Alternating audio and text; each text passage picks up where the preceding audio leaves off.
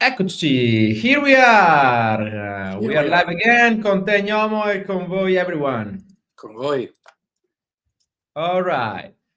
Gnomo, we are at our 21st episode of Damanhur Talk. So long journey for us, long journey. Yeah, long journey. Let's wait that everyone start to join the live stream. As always, we're gonna spend the first seconds to wait everyone to get in. And I remind you to support us, leaving a like, trusting us that this live stream is gonna be amazing, beautiful, full of knowledge, information that is gonna inspire you. And by the way, below the video, so in the description of the live stream, you can find all the infos to be in contact with Damanhur, participate in our online communities, start to study with us, so our courses, programs, schools, and the visits, and on and on and on. So always give a look to it because there are many, many interesting information.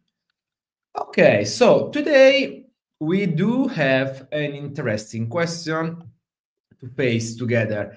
So why I say to face together? Because you that are watching this live stream are part of the live stream, because you can write your questions on the chat, you can share your point of view, you can share your experience. I mean, let's participate all together in order that this conversation can truly enrich us by answering to your questions and touching different point of view, and of course having fun together. This is what me and Gnomo love most of this live stream, is to somehow have fun facing big questions like the one we have today, which is, what if God does not exist? So what if God does not exist?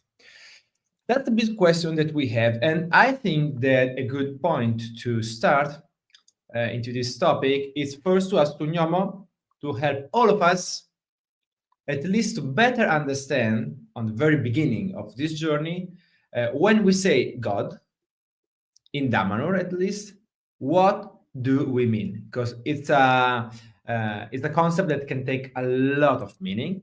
But if you can almost summarize for us like a short synchronic description of what is God for Damanhurians, I will start from there and then keep enjoying our conversation. If you already have some questions, just write it on the chat and let's begin. Gnomo, you can begin. Yeah. I think that describe using this approach, what is God?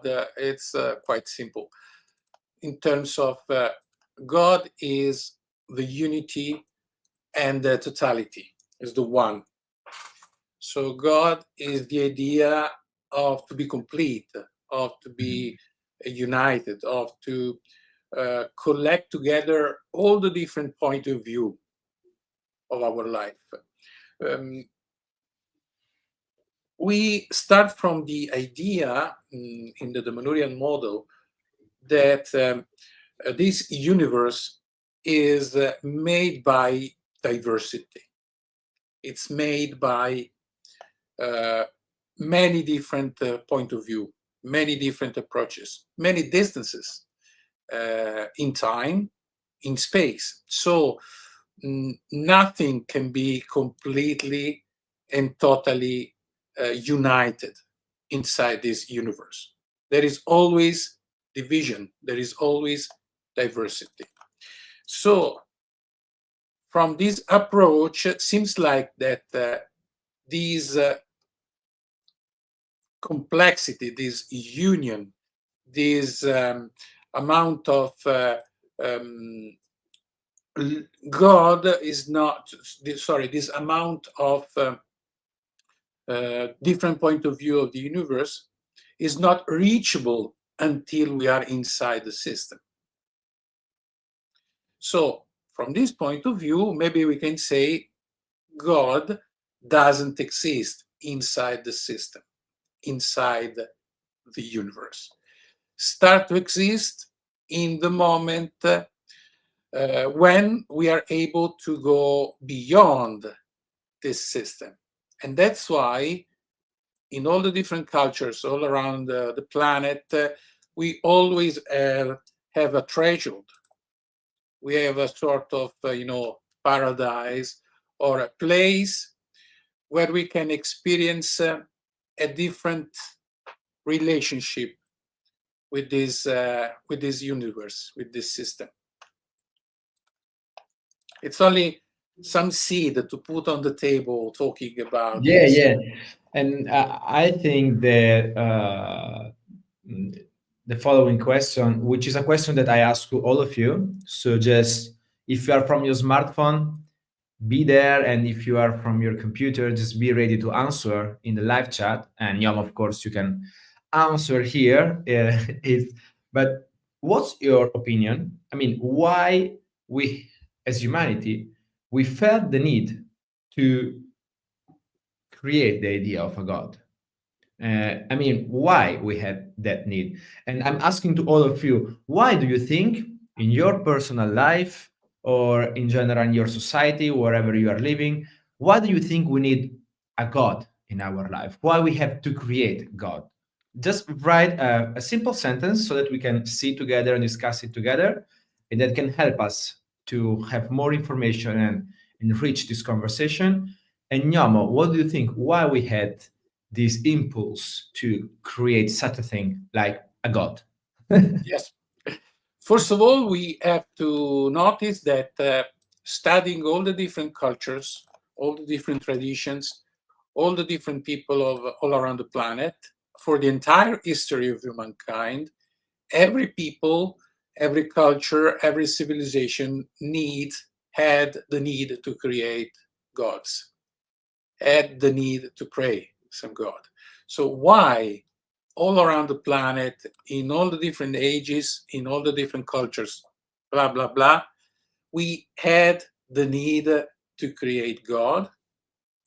So as a Damanhurians, we tried to answer these questions, this question in this way.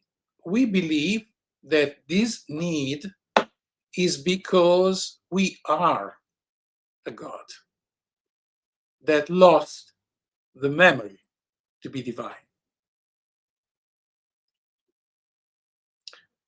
So, in other words, maybe the human being species is an attempt, is a test, is an experiment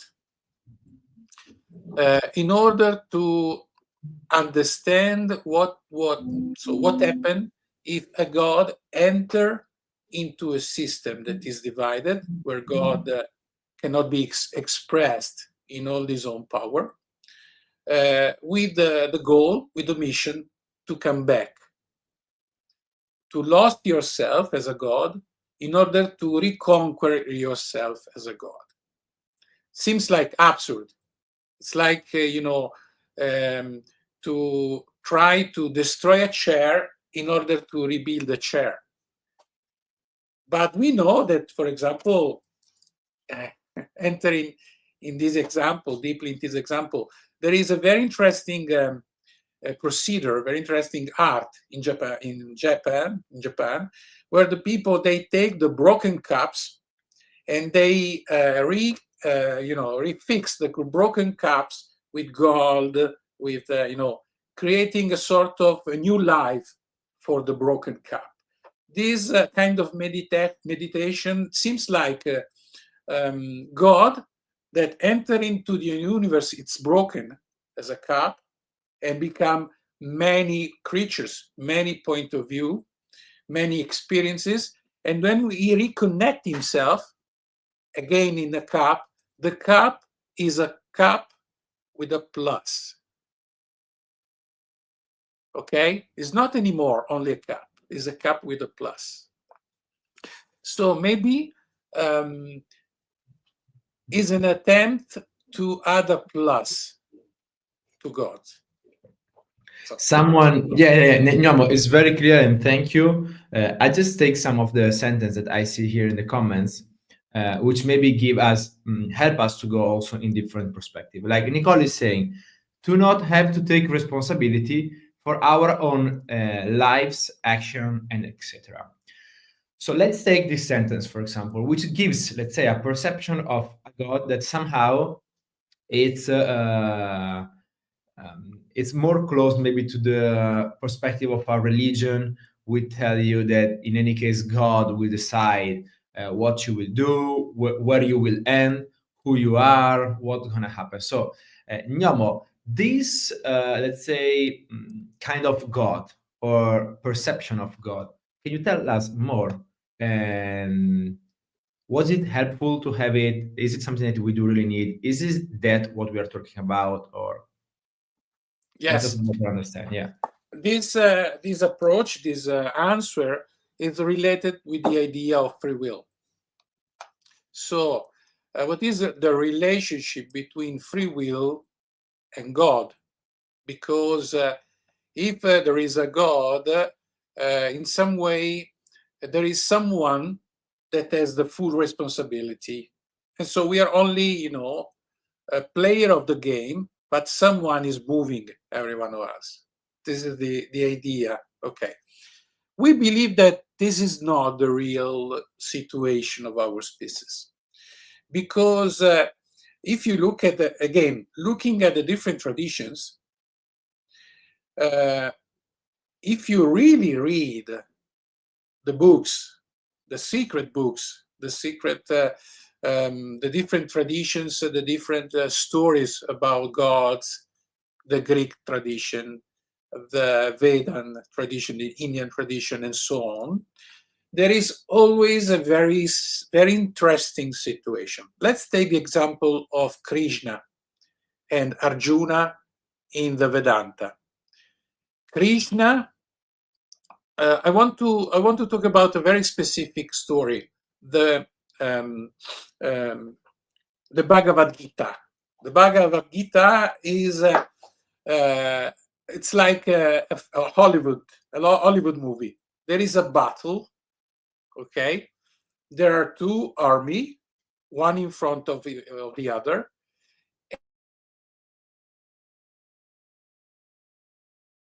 Arjuna to fight, but be careful. Krishna is not going to fight. He's asking Arjuna to do it. So this story, like many other stories, is talking about a situation where God, it's a full of power, it's a full of knowledge, it's a full of time, but cannot express the free will because God is complete. Free will means the power to change and also to fail. I can't fail if I'm divine, if I'm God. So in order to fail or to win, so in order to have movement, I need to be human. I need to be not perfect. I need to be divided. So according to this point of view, we believe that the only species that can have free will are the species inside the system, not God, because God is outside the system. That's why, following the example of the Bhagavad Gita, Krishna asked Arjuna to act. So the good news, human being, as many other species, have the free will. Bad news, human being, like every other species, have the free will. We can win, we can fail. God is boring. Can't do it. That's why in other traditions there is a God that enter into the material world, taking one body and asking someone to do something. Yeah. I have to. I hope my story in some way it's Yeah, let us know in the comment if you are on the same page with us. And I Yeah, see the, let's take, for example, what Henry is saying. Henry is saying, so everything, every human, every every animal, animal. but also a table are God. So, Yes, yes, so Gnomo is a yes. Because actually there is yes, there is not something that is God and something that is not God. If everything is here and there is not something inside or outside, let's say. yes. Um, we can we can approach this very interesting comment in this way. I'm always talking about the Damanhurian approach, okay? So the Damanhurian um, theory, okay? Of course, we are always talking at theories because we can say this is true and this is wrong. We only say this is working and this is not working, okay? If we have one approach like this, the one that I already told about, we can say that in some way we have a sort of divine spark inside of us. The divine spark is a sort of a signal, as a sort of origin. So we are God because we came from this divine level and became a material species. We lost the power of God, but we never lost this divine spark. We we keep this memory, this parfum. Okay, that's why we believe that this is why all the different tradition, all the different people all around the planet, they always created a system, a divine a system of beliefs, a system related with the religion, praying God, because we remember in the very deep level of our memories that we are God. So we search for ourselves, we search for God. Do you like it? If are popping up to you other questions, just feel free to really write it in your in the comments area. Okay, Nyamo, I will keep a question for you connected with science Yes. for later, because I know you're very passionate also to that topic, and I think you can help us also to find or learn some connection between the researches of the scientific researches and, let's say, the spiritual researches talking about God. But I want to ask you again, it's a question that I'm asking to all of you. So if you're from your smartphone, just be there, or if you're from your computer, be ready to answer. Talking about, Nyomo, your daily life, or talking about, I mean, I'm asking to you. So let's say your daily life. In any case, it's also about a life of a person. So this is the same for all of you that are listening right now. What kind of role plays God in your daily life? I mean, why? In my daily life, where I wake up, I go to work, I have lunch, dinner, I meet people, I mean, in general, more or less. What does God has to do with all of these things? Where I should place Him? So I'm asking to you, Nyomo, what does God means to you in your daily life? Where is placed? But this is the same for all of your listening. So, where do you place God in your daily life? Do you place it? Yes or no? And if it's yes, what function does it have? You know, it's I'm provoking, of course, in order to let our brain and souls and whatever start to work. So, Nyomo, you can begin, but let's see also then later the questions that are coming. You can go. Yes. Um, Maybe we can consider the presence of God as a choice, because in the moment where so first of all, if the project of God is to to test the expansion of his own kingdom, conquering also the material world with conscious people, okay? With the idea that I enter into the world, I lost my own memory as a god, but I want to reconquer this memory. That's the idea of the enlightened people, of the evolution, okay? But as a god, when I look at the human being species, I'm not so interested in Gnomo, Entello, Mary,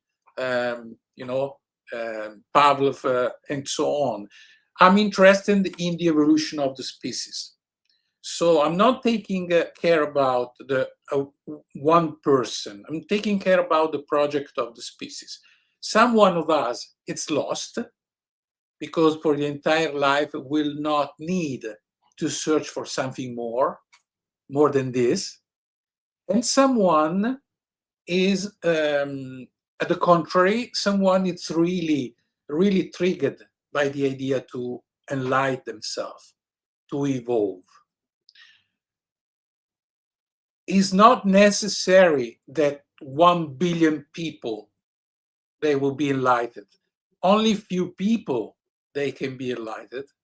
But the few people that they will be enlightened, they can completely change the level of humanity, bringing new ideas, bringing new point of view that will help human being to grow up. Okay? Yeah. So it's not a matter of quantity, it's a matter of quality. From this point of view, it's a sort of cruel game, okay? Looking at everyone, but it's a cruel game. For God, it's not so important that I will evolve. For God, it's important that the entire species will evolve, because He is the entire species entered into the material world. So how I can, so why have to put God in my daily life? Because I want it. I want to do it.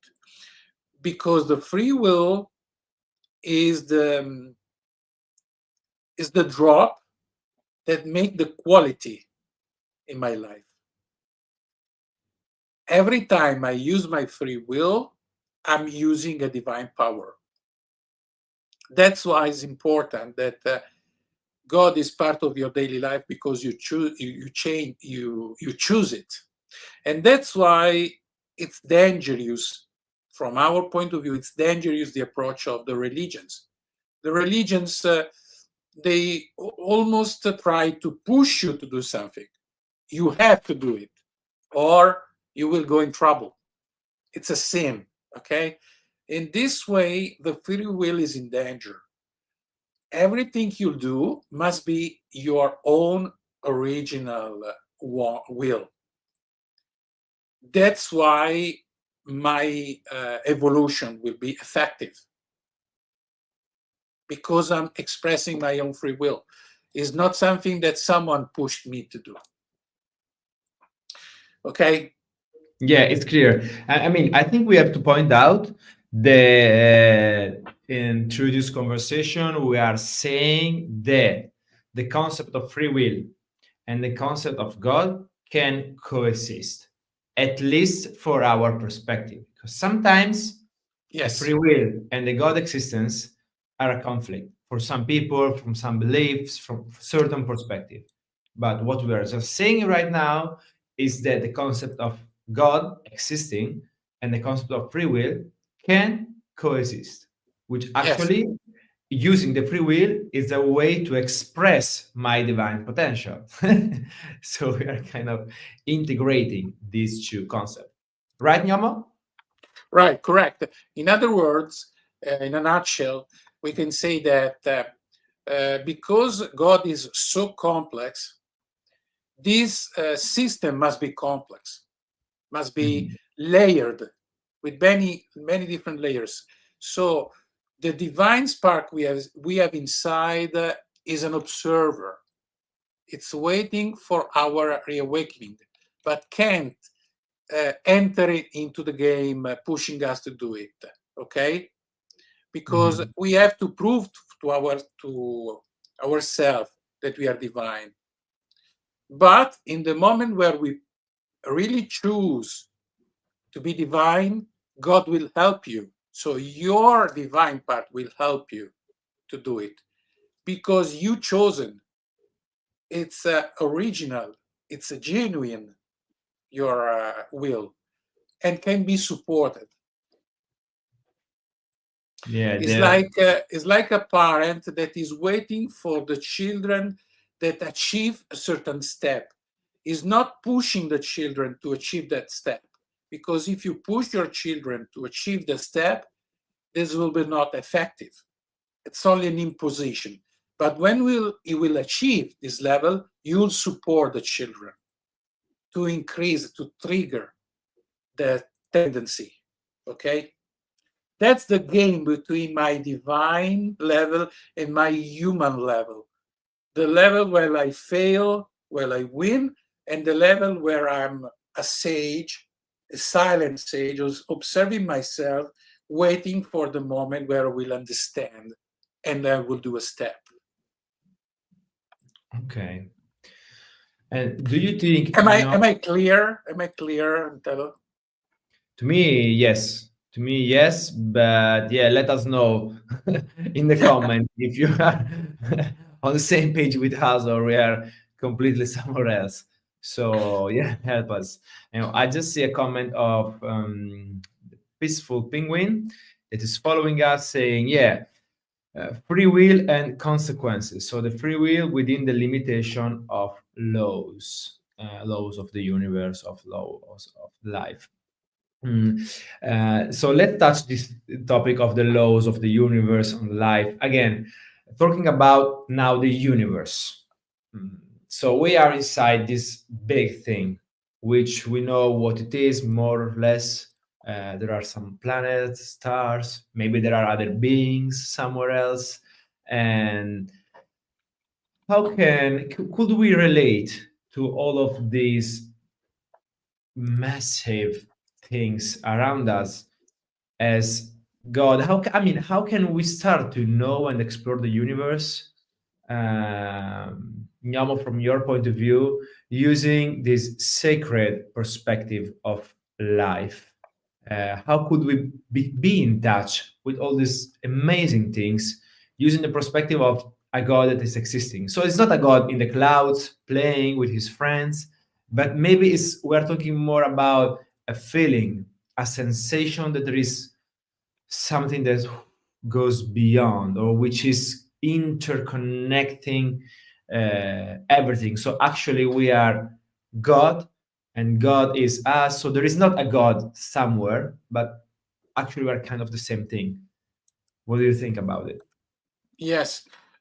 Maybe we can consider this game, this game of life, with the idea of two different approaches in your life. One first approach, you have to survive. Okay? So your goal is to keep the level of survival. Or a different approach, you have a mission, you have a project, you have dreams. This is how your divine level and your animal level are playing. So always the equilibrium, the medium, is the virtus. Okay, as in the Latin capture, in medium stat virtus. I have to take care about myself. I have to survive. I have to nourish. I have to satisfy my own needs. But in the same time, if I want to be divine, I need project. I need dreams. I need a vision. Something that can help myself, can help me to go beyond the level of survival, entering into the level of designing the life, creating the life.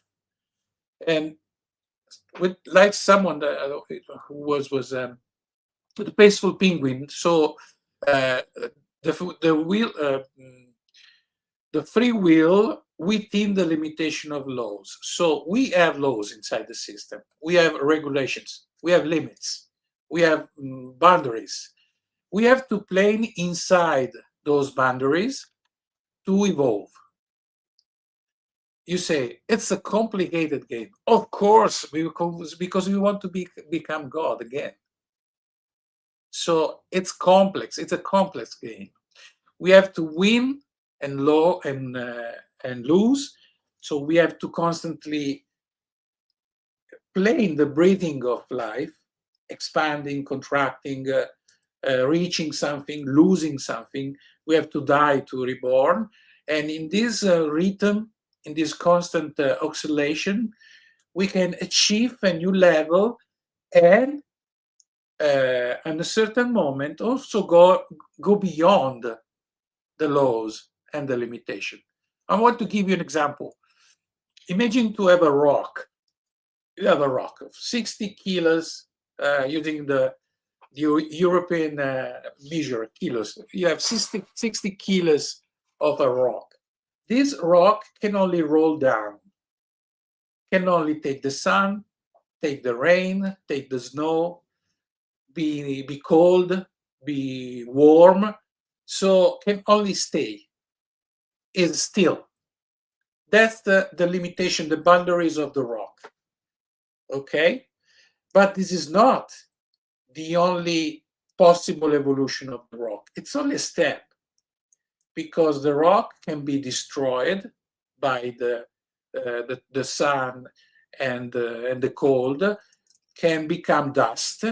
This dust can become a different element combined together, the same amount of atoms of the rock, but combined in a different sequence, and I can start to have a flower. I can start to have a plant. The same 60 kilos of rock, the same 60 kilos of chemical element combined in a different sequence is a plant. The plant, instead of the rock, can grow, can take the sun, create fruits, interact with the insects and all the other animals. But the plant can die, and all the atoms of the plant, all the chemical elements of the plant, they can change the sequence, and it will become a rabbit. The rabbit, it's another level of evolution, and so on. Imagine that the species, the game of species is to take the only amount of elements of the universe, that it's always the same amount, combine it in many different sequences in order to go beyond the boundaries, to do a jailbreak from the previous level of evolution to the next one. That's how God, inside the system with laws, it's able to go beyond the laws. Not because we are breaking the laws, but we use in a better ways the laws of the system. So we use the law of the system to play and to win and go beyond the system. Thank you, Gnomo. That was very clear. That was a big point. And I think now is the moment to ask you,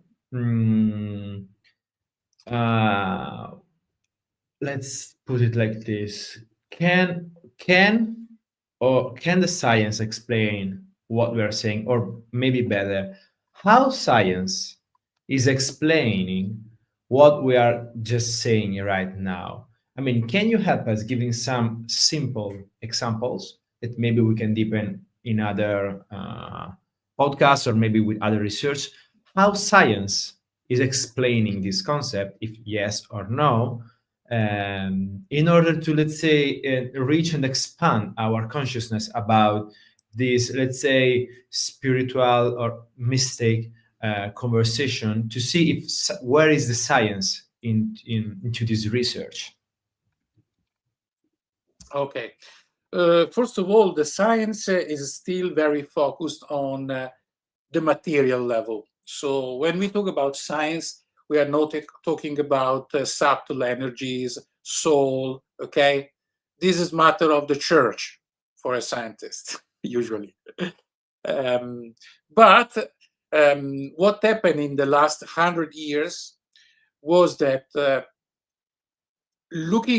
for example, looking at the quantum mechanic experiments, the scientists understood that, for example, the idea of a specific point with a specific energy, with a precise measure, it's impossible. So we are floating on the unknown. We are floating on the mystery. We can only calculate opportunities, okay, with statistics. We are not in front of a universe that is completely determinist.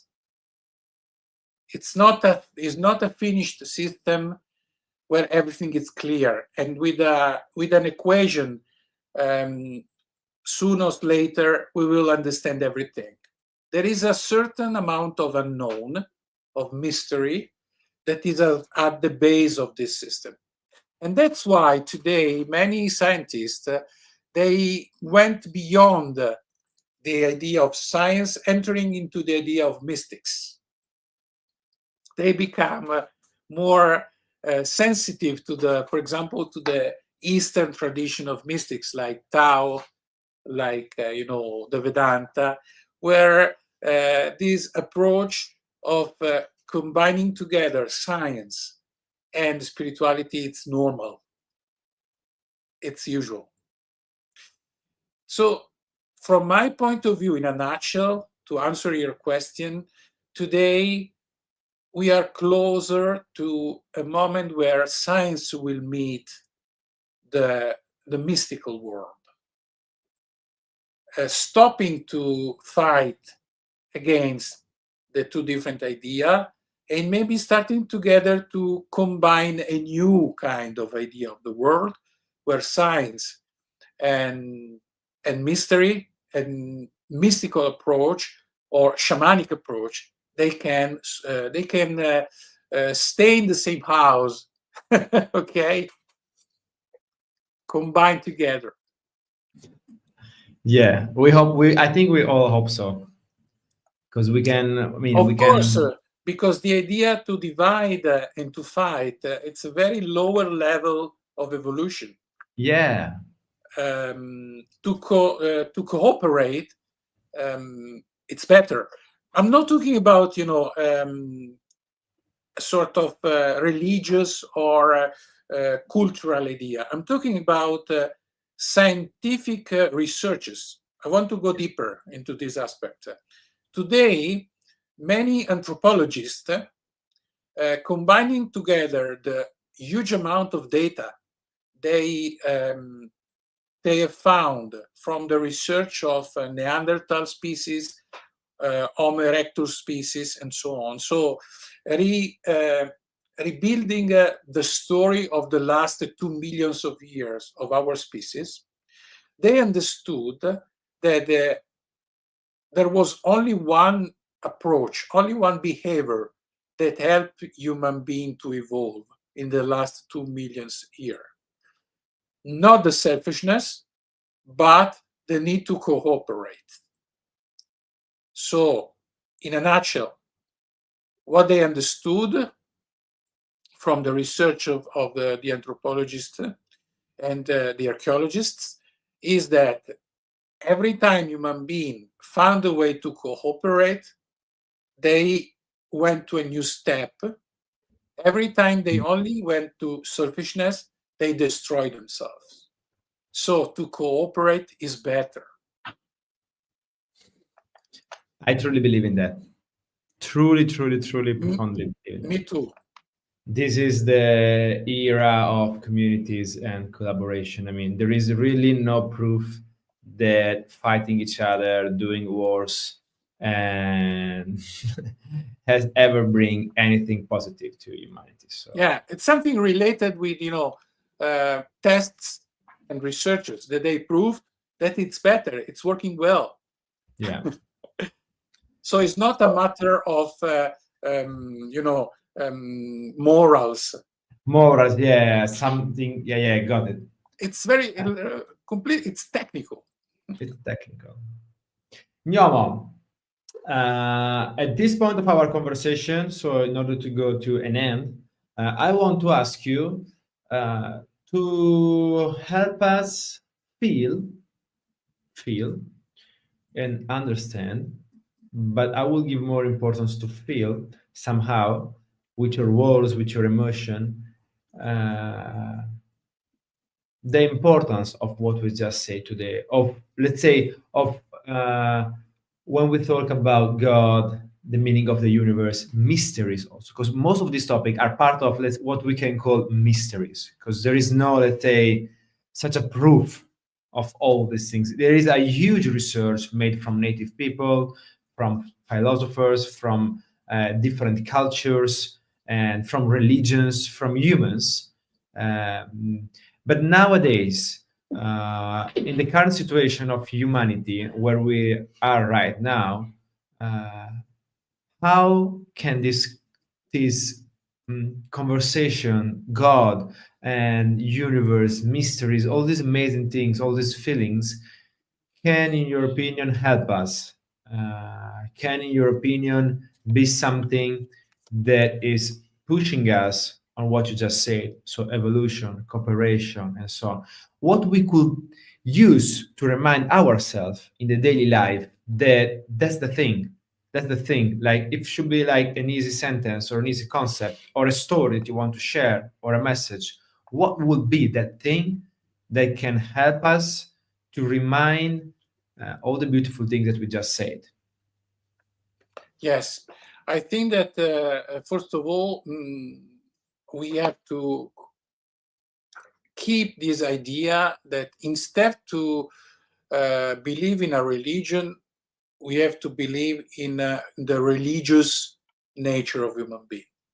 So we are spiritual essences, but we are not here to say that your truth is worse than mine, because this is not something related with God.